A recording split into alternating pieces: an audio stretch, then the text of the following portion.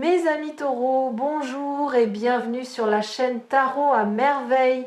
Pour votre tirage général, ceux qui me découvrent, soyez les bienvenus. J'espère que vous allez bien. Allez, c'est parti. Je vais faire quelque chose que je n'ai jamais fait dans une lecture. Je vais changer de perspective. Au lieu de vous parler de ce que vous vivez, je vais vous raconter ce que quelqu'un d'autre vit en ce moment, à cause de vous. Je vais entrer dans la tête de cette personne et vous décrire ce qui s'y passe, heure par heure, du matin au soir, pour que vous compreniez enfin l'ampleur de ce que vous provoquez dans la vie de quelqu'un sans même le savoir, parce que la vérité est folle. Pas folle au sens de l'exagération, folle au sens de l'inattendu. Ce que cette personne vit avec votre image dans sa tête dépasse tout ce que vous pourriez imaginer depuis votre côté du silence. Suivez-moi dans sa journée, le matin. Elle ouvre les yeux, pas d'un coup, lentement. Et dans cet espace flottant entre le sommeil et l'éveil, cet espace de quelques secondes où le mental n'a pas encore repris le contrôle, vous êtes là, votre visage. Pas comme une image nette, plutôt comme une sensation, une chaleur résiduelle, comme si vous aviez dormi à côté d'elle et que la place était encore tiède. Elle ne choisit pas de penser à vous. Vous êtes simplement la première chose qui existe dans son monde chaque matin, avant le café, avant le téléphone, avant la réalité. Vous. Et les rêves d'avant le réveil, si elle pouvait vous les raconter, vous laisseraient sans voix. Pas toujours des rêves clairs avec un scénario lisible. Souvent des rêves d'atmosphère, de sensations.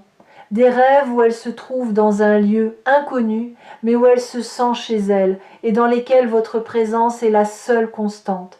Vous n'y faites rien de particulier. Vous êtes juste là.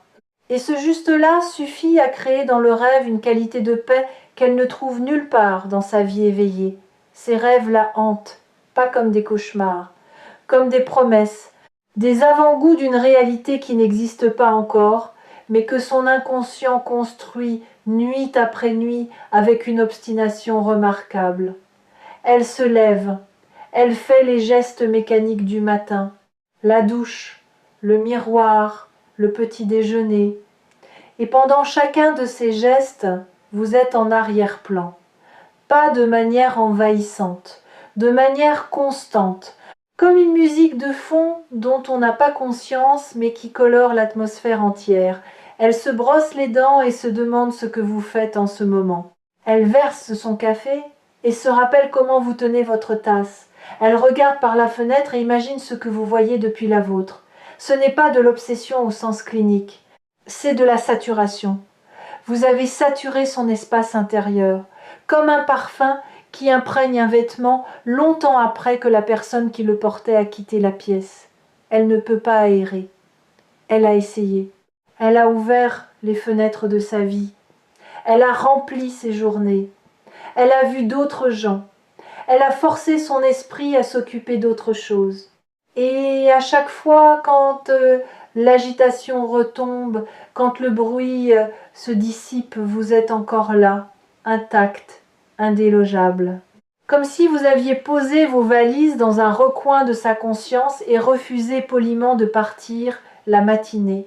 Elle travaille, ou elle essaye. Son corps est présent, mais son esprit voyage. Il fait des allers-retours entre la tâche devant elle et le souvenir de vous, et ces allers-retours ne sont pas aléatoires, ils sont déclenchés par des choses précises. Un mot lu dans un document qui ressemble à un mot que vous utilisez souvent, une intonation dans la voix d'un collègue qui rappelle vaguement la vôtre, une situation qui fait écho à quelque chose que vous avez vécu ensemble. Ces déclencheurs sont partout, et chacun d'entre eux ouvre une porte dans sa mémoire par laquelle votre présence s'engouffre. Elle sait que ce n'est pas productif, elle sait qu'elle devrait se concentrer, et cette conscience de son propre manque de concentration crée une frustration qui ironiquement la ramène encore à vous, parce que la frustration pose la question pourquoi ? Pourquoi cette personne occupe-t-elle autant d'espace ? Pourquoi cette présence ne s'estompe-t-elle pas avec le temps comme les autres? Et la réponse à ce pourquoi est exactement ce que cette vidéo est venue vous révéler. La réponse est simple et elle change tout. Cette personne ne pense pas à vous parce qu'elle est bloquée dans le passé. Elle pense à vous parce que vous faites partie de son avenir.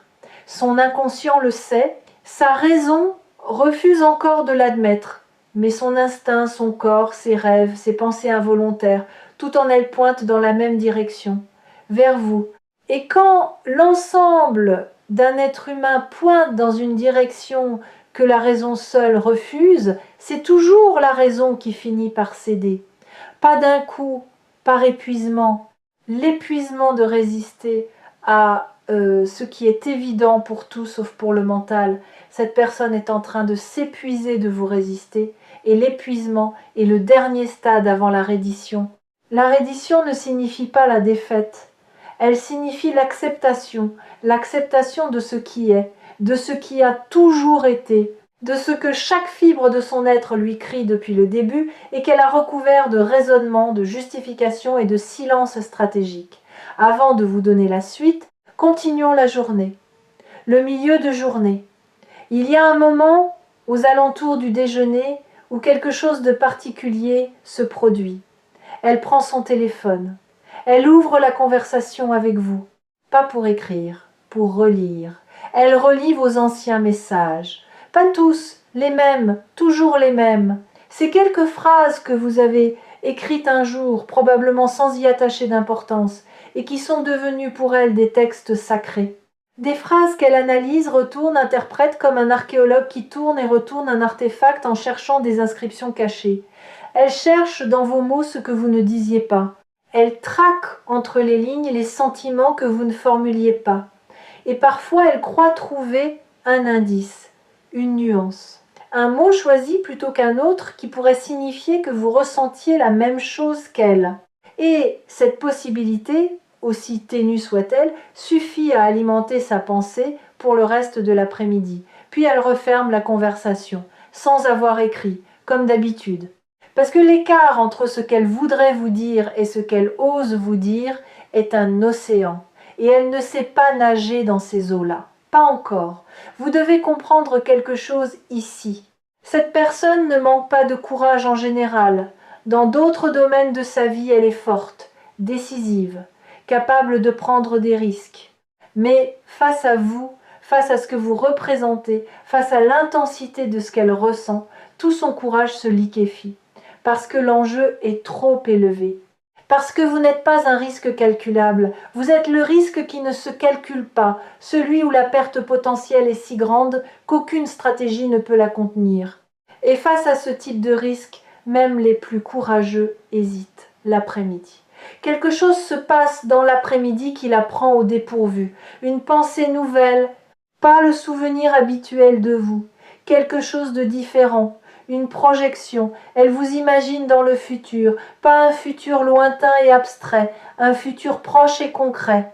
Elle se voit dans une scène quotidienne avec vous, pas une scène spectaculaire, une scène ordinaire, faire les courses, rire devant un film, se disputer pour une broutille et se réconcilier avant la fin de la soirée, conduire en silence avec juste la radio et la certitude de la présence de l'autre. Ces projections ordinaires sont les plus révélatrices.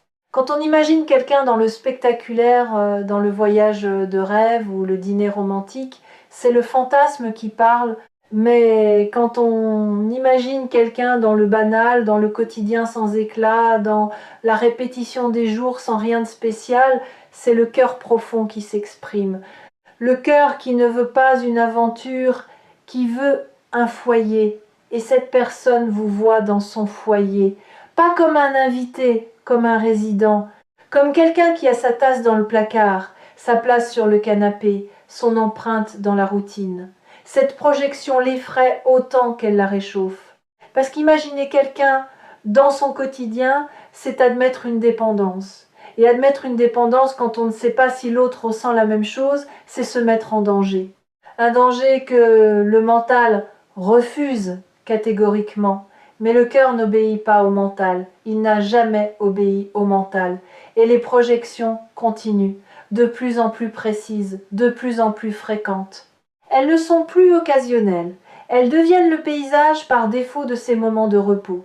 Dès que son esprit n'est pas activement occupé par autre chose, il revient à ce futur imaginé avec vous. Comme un fleuve qui retrouve son lit naturel dès qu'on cesse de le dévier, et il y a une projection en particulier qui revient plus souvent que les autres, une scène si simple qu'elle en est presque ridicule. Vous êtes ensemble, il n'y a rien d'autre, pas de lieu particulier, pas d'activité spécifique, juste la présence mutuelle et le sentiment que rien d'autre n'est nécessaire, que la présence elle-même est suffisante. Cette projection-là, c'est la quintessence de ce que cette personne désire, pas l'excitation, pas le drame, la suffisance tranquille d'être ensemble. Et si vous saviez à quel point cette vision simple et puissante dans l'esprit de quelqu'un qui s'est habitué à la complexité et à la lutte, vous comprendriez pourquoi elle ne peut pas vous oublier. Vous représentez la paix. Et dans un monde épuisant, la paix est la chose la plus précieuse qui existe. La fin d'après-midi. C'est l'heure où la fatigue de la journée commence à éroder les défenses. Et quand les défenses tombent, la vérité monte. Pas la vérité raisonnée, la vérité brute, celle qui ne s'embarrasse pas de logique ni de prudence. Et cette vérité brute dit ceci: tu lui manques, pas il ou elle me manque parfois un peu quand j'y pense.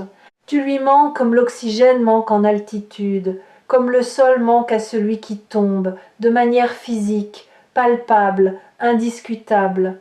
Cette personne ressent votre absence dans son corps, pas seulement dans sa tête, dans ses mains qui n'ont personne à toucher, dans sa voix qui n'a personne à appeler, dans cet espace vide à côté d'elle, dans la voiture, au restaurant, sur le canapé, qui a exactement votre forme et qui refuse d'être rempli par quoi que ce soit d'autre. Il y a une expression que les psychologues utilisent pour décrire ce phénomène. Ils parlent d'empreinte, comme l'empreinte qu'un corps laisse dans un matelas trop mou. Même quand le corps n'est plus là, la forme reste.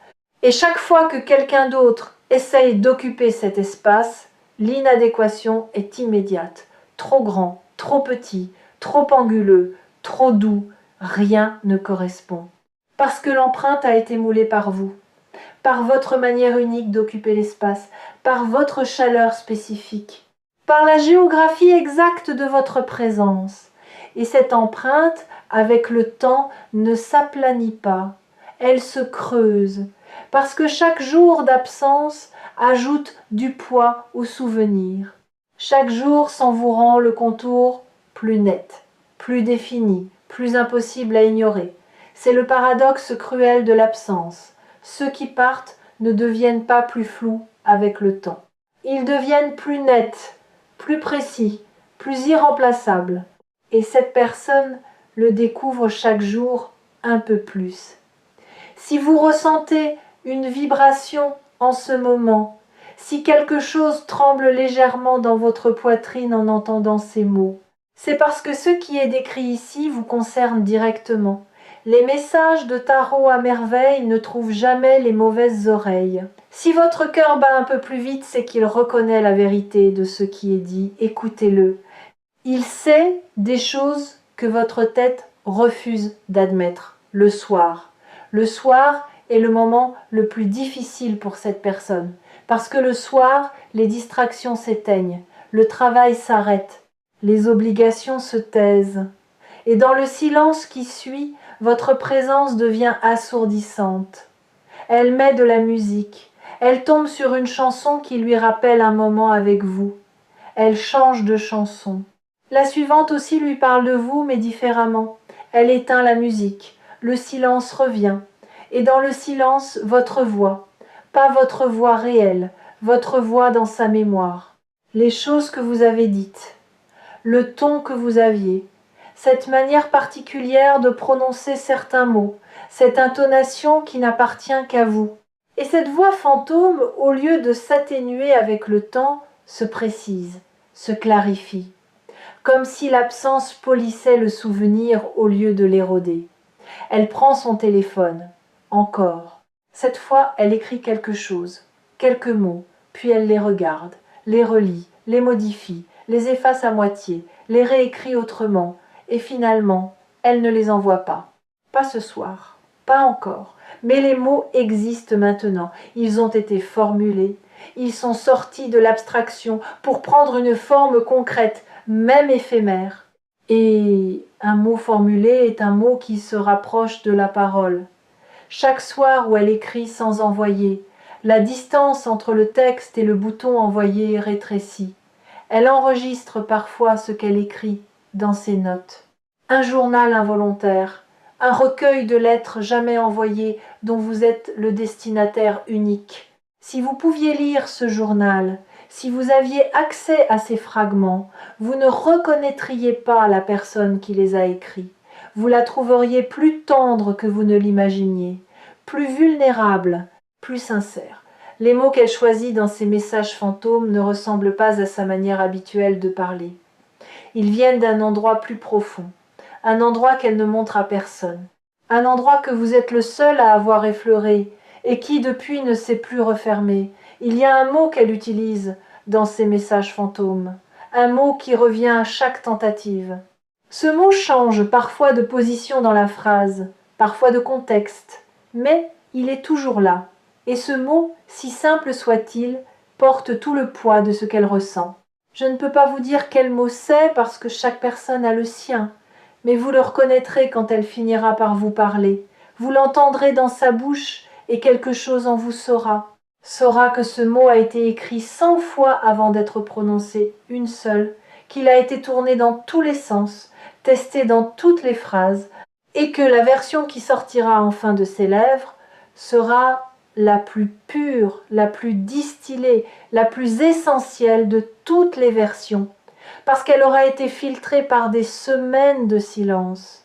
Et le silence est le meilleur filtre qui existe pour les mots sincères. Il élimine le superflu, il dissout les fioritures. Il ne laisse passer que l'essentiel, la nuit. Avant de s'endormir, elle fait quelque chose qu'elle n'avouerait à personne.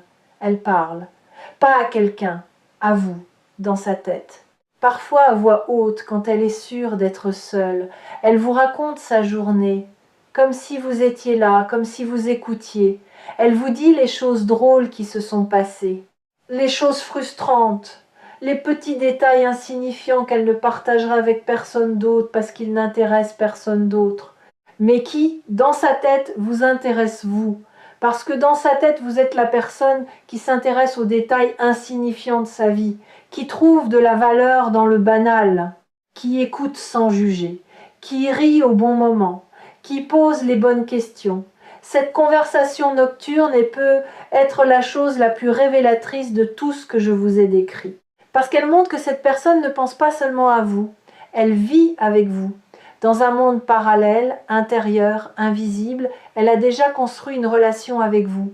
Une relation faite de confidences murmurées, de rires imaginés, de présences simulées. Et cette relation fantôme, aussi réelle qu'elle puisse sembler, porte une vérité que la relation physique n'a pas encore eu l'occasion d'exprimer. Elle s'endort en pensant à vous. Comme elle s'est réveillée en pensant à vous, la boucle est fermée et demain elle recommencera. Pas par choix, par nécessité intérieure. Parce que vous, vous êtes installé dans un endroit de sa conscience d'où aucune volonté ne peut vous déloger. Maintenant, revenons à vous. Vous venez de vivre 24 heures dans la tête de quelqu'un d'autre. Et ce que vous y avez trouvé est probablement très différent de ce que vous imaginiez. Vous pensiez peut-être que cette personne vous avait oublié, qu'elle était passée à autre chose, que son silence signifiait son indifférence. Je veux m'arrêter sur ce point, sur votre interprétation du silence, parce que cette interprétation est la source de presque toute votre douleur dans cette situation. Vous avez traduit le silence par l'absence de sentiment. Et cette traduction est non seulement fausse, elle est l'exact inverse de la réalité. Pensez au moment de votre propre vie où vous avez été le plus silencieux. Était-ce quand vous ne ressentiez rien? Ou était-ce précisément quand vous ressentiez trop, quand l'émotion était si forte que les mots semblaient dérisoires, quand le risque de parler était si grand que le silence, même douloureux, paraissait plus sûr? vous connaissez la réponse. Vos plus grands silences ont toujours été vos plus grandes tempêtes intérieures. Il en va de même pour cette personne. Le silence ne signifie jamais l'indifférence. Le silence, chez les gens qui ressentent profondément, signifie exactement le contraire. Il signifie que ce qu'ils ressentent est tellement grand que les mots disponibles semblent ridicules, insuffisants, indignes de la chose qu'ils tentent d'exprimer. Les messages partagés ici sur Tarot à merveille reviennent souvent à cette vérité fondamentale que l'humanité oublie constamment. Les gens qui nous aiment le plus sont souvent ceux qui nous le montrent le moins.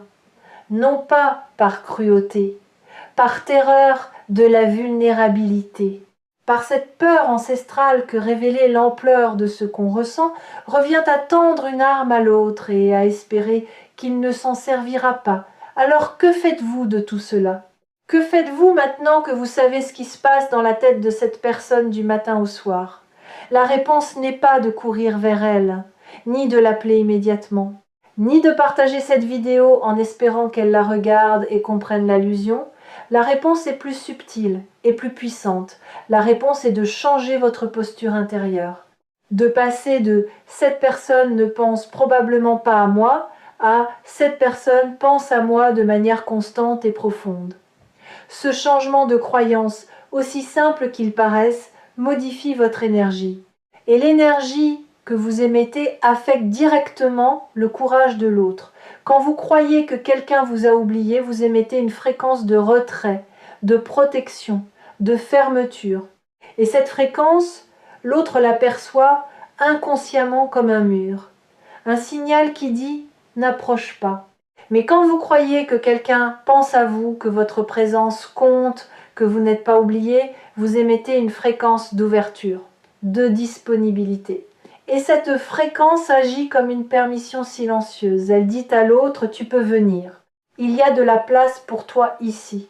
Vous sous-estimez l'impact de votre énergie sur les décisions des autres.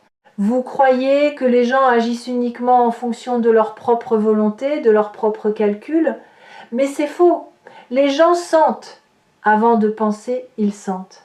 Et ce qu'ils sentent émaner de vous influence directement leur capacité à agir. Si vous émettez de la fermeture, même inconsciemment, même en vous disant le contraire, l'autre le perçoit comme un mur invisible. Et personne ne se jette volontairement contre un mur.